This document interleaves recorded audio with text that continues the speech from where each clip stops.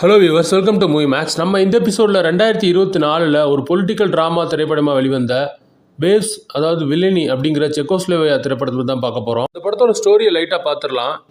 இந்த படம் ஒரு பீரியட் ட்ராமா. ஸோ கதை வந்து 1967 ஸ்டார்ட் ஆகுது. இந்த படத்தோட ஓப்பனிங் சீன்லேயே ஸ்டூடெண்ட்ஸ் எல்லாம் அங்கே உள்ள கவர்மெண்ட்டை எதிர்த்து ஒரு அமைதி பேரணி மாதிரி சைலண்டாக நடந்து வந்துட்டு இருக்காங்க. எந்த வித பப்ளிக் எந்த விதமான பிரச்சனையும் பண்ணாமல் தான் வந்துட்டு இருக்காங்க. அந்த கவர்மெண்ட் போலீஸ் ஃபோர்ஸை அந்த ஸ்டூடெண்ட்ஸ் மேலே ஏவி விடுது. அந்த போலீஸ் ஃபோர்ஸ் எல்லாம் அந்த ஸ்டூடெண்ட்ஸை கொடூரமாக தாக்குறாங்க. இந்த ஸ்டூடெண்ட்ஸ்க்கெல்லாம் பேக் போனா மிலன் ஒய்னர் அப்படின்ற ஒருத்தர் இருக்காரு. அவர் தான் இந்த ஸ்டூடெண்ட்ஸ்க்கெல்லாம் அரசியல்வாதிகளை தோலிடிச்சு மக்கள்கிட்ட காட்டணும். இப்போ உள்ள பிரசிடென்ட் மேல மக்கள் முழு அளவில் அதிருப்தியில் இருக்காங்க. ஆனாலும் அவர் எலெக்ஷன்ல தொடர்ந்து ஜெயிச்சுக்கிட்டே இருக்காரு. இதுல ஏதோ ஒரு ஸ்கேம் இருக்கு அப்படின்னு ஸ்டூடெண்ட்ஸ்க்கு புரிய வைக்கிறாரு. இதனாலேயே ஒய்னர் அவர் மேல ஸ்டூடெண்ட்ஸ் எல்லாம் ரொம்ப மரியாதையாகவும் இவருக்காண்டி நம்ம என்ன வேணாலும் செய்யலாம் அப்படின்ற லெவலில் ஒவ்வொரு ஸ்டூடெண்ட்ஸுமே இருக்காங்க. ஒய்னர் அப்படின்றவர் செக்கோஸ்லோவியா ரேடியோ அப்படின்ற ஒரு சேனல்ல அந்த எம்டிக்கு கீழே அடுத்த ஒரு முக்கியமான பொறுப்புல இருக்காரு. இவர் தான் ஆன் ஏர்ல எந்த நியூஸை பிராட்காஸ்ட் பண்ணணும் பண்ணக்கூடாது அப்படின்ற டிசிஷன் எடுக்கிறவர். ஸோ இது மூலமா இவர் இந்த அரசாங்கம் பண்ற ஊழல்களை மக்கள்கிட்ட கொண்டு போய் சேர்க்கிறாரு, அந்த எம்டிக்கு கூட தெரியாம. இதனால இந்த எம்டிக்கும் இவருக்கும் ஒரு பெரிய பிரச்சனை வருது. இதனால அந்த அரசாங்கம் இனிமே எல்லா நியூஸ் சேனல்ஸுமே சென்சார் பண்ணிட்டு தான் நியூஸை வெளியிடணும் அப்படின்னு ஒரு புது சட்டத்தை கொண்டு வராங்க.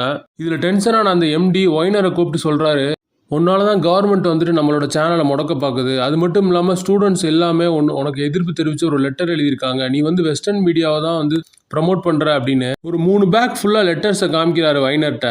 ஒய்னர் வந்துட்டு இந்த படத்தோட ஹீரோவான டாமஸ் அவரை கூப்பிட்டு சொல்கிறாரு, நீயும் இன்னொரு லேடி இருக்காங்க, 2 பேரும் போயிட்டு அந்த லெட்டர்ஸில் உள்ள நேமு அட்ரஸ் எல்லாம் உண்மையாக ஃபேக்கா அப்படின்னு கண்டுபிடிங்க அப்படின்னு அனுப்பிச்சி விட்றாரு.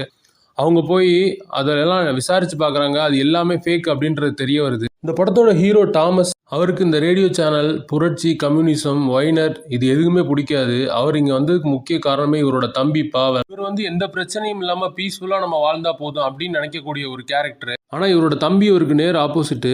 கவர்மெண்ட் எதிர்த்து கேள்வி கேட்கணும், குறிப்பாக ஒய்னருக்கு வந்து நம்ம மறைமுகமாக சப்போர்ட்டாக இருக்கணும் அப்படின்னு நினைக்கிறாரு. இப்போதான் அந்த ரேடியோ சேனலுக்கு ஒரு ஆடிஷன் நடக்குது. அதுக்கு இவரோட தம்பி போறாரு. இவரோட தம்பியை தேடி கூட்டிட்டு வரதுக்காண்டி இவர் போறாரு. ஆனால் அங்கே ஆக்சிடென்ட்டா இவரே வேலைக்கு எடுத்துடுறாங்க. ஆரம்பத்தில் இவர் அங்கே இன்ட்ரெஸ்ட் இல்லாமல் தான் அந்த ரேடியோ சேனலில் போய் வேலைக்கு சேர்றாரு. ஆனால் போக போக அவங்களோட செயல்பாடெல்லாம் பார்த்துட்டு இவரும் அவங்களுக்கு ஒத்துழைக்க ஆரம்பிச்சிடறாரு. இதுக்கடுத்து கவர்மெண்ட் அஃபீஷியல்ஸ் சில பேர் டாமஸை பார்த்துட்டு, அங்கே ஒரு முக்கியமான ஒரு ஆடியோ டேப் இருக்குது, அந்த ப்ரூஃபை நீ எப்படியாவது எங்களுக்கு கொண்டு வந்து தரணும், அது தரலன்னா உன்னோட தம்பியை கொன்றுரும் அப்படின்னு மிரட்டுறானுங்க.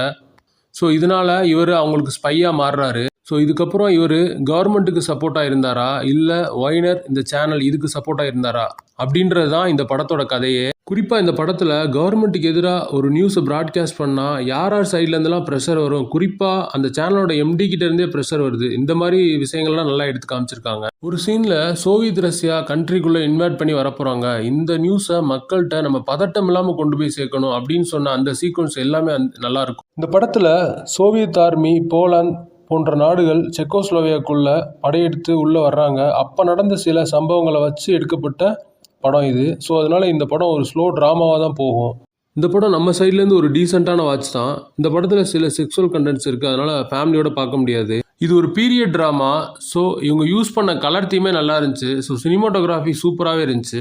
இந்த படத்தில் எடிட்டிங்கே பாராட்டி ஆகணும். ஏன்னா எந்த சீனுமே தேவையில்லாத சீன் அப்படின்னு சொல்ல முடியாது, அந்தளவுக்கு கட் பண்ணியிருக்காங்க. ஸோ எடிட்டிங்குமே நம்ம பாராட்டி ஆகணும். அப்புறம் இந்த படத்தோட பேக்ரவுண்ட் ஸ்கோர் ஒரு நார்மல் சீனை கூட நல்ல ஒரு பூஸ்டப் பண்ணி கொடுக்குது. இந்த படம் ரைட்டிங்காகவே ஒரு செம ஸ்ட்ராங்கான படம். ஆனால் அந்த ஹீரோவோட கேரக்டர் வந்துட்டு இம்பார்ட்டன்ஸ் கொடுத்துருக்காங்க, பட் பெரிய லெவலில் அந்த கேரக்டருக்கு ஸ்கோப் இல்லை. அது ஒரு மைனஸ் இந்த படத்தில். அப்புறம் இந்த படம் ஒரு 2 hours ஓடுது. ஸோ சில இடங்களில் ரொம்ப லேகிங்காக இருக்குது, அதுவும் இந்த படத்தில் ஒரு மைனஸ். மித்தபடி இந்த படம் வந்து ஒரு குட் வாட்ச் தான். இந்த படத்தில் ஹீரோவாக நடிச்சிருக்க ஓசெக் ஓடோசோஸ்கி, அவரோட ஸ்டைல் ஆஃப் ஆக்டிங் நல்லாவே இருந்துச்சு. அவர் தம்பியாக நடித்த ஆந்திரேஜ் ஸ்டெப்கா அவருமே நல்லா நடிச்சிருந்தாரு. ஸ்டான்ஸ்லாவ் மேஜர் அவர் தான் மிலன் ஒய்னராக நடிச்சிருந்தாரு. அவரோட கேரக்டர் தான் இந்த படத்தில் ஒரு மெயினான கேரக்டர், அதை நல்லாவே பண்ணியிருந்தாரு. வேரா சொபிகோவா அவங்க தான் இந்த படத்தோட ஹீரோயின். அவங்களுமே ஒரு டீசென்டான பெர்ஃபார்மன்ஸ். இந்த படத்தோட ரைட்டர் மற்றும் டைரக்டர் ஜெரி மேடல். இந்த படத்தோட IMDb ரேட்டிங் 7.9, நம்மளோட rating 2.75 out of 5. Thanks for வாட்சிங். Subscribe our channel.